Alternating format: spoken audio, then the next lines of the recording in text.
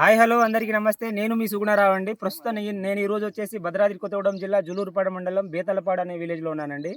ఈ మిరప తేజ రకం సన్న రకం వచ్చేసి మన వారాహి హైబ్రిడ్ సీడ్స్ వారి ఆర్య అనే పెద్ద రకం వెరైటీ అండి.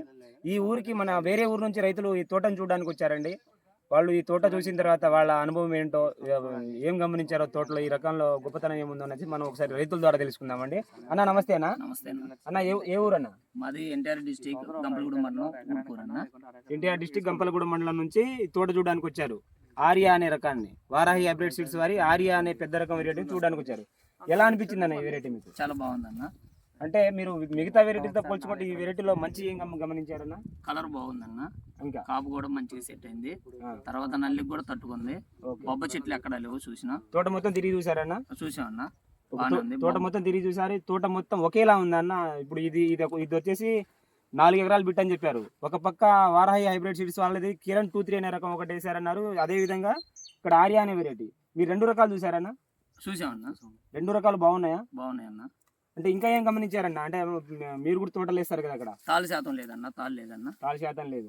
లేదు. ఇంకా కాపు బాగుంది. చిక్కటి ఒకసారి కాపు కూడా చూపించండి. చిక్కటి కాపు అంటారు. ఎలాంటి కాపు? దగ్గర కాపు. చెట్టు ఎదుగుదల కూడా బాగుంది, బాగా వచ్చింది కదా. 5 అడుగులు ఎదిగింది చెట్టు. తోట మొత్తం ఎక్కడ చూసుకున్నా అంతే ఉంది. చూడండి ఈ చెట్టు హైట్ చూడండి ఒకసారి. ఇంకోటి కాయ కలర్ ఎలా అనిపించింది అన్న? కలర్ బాగుంది. కలర్ బాగుంది. బారు కూడా మీరు అబ్జర్వ్ చేశారా? జంప్ ఉంది.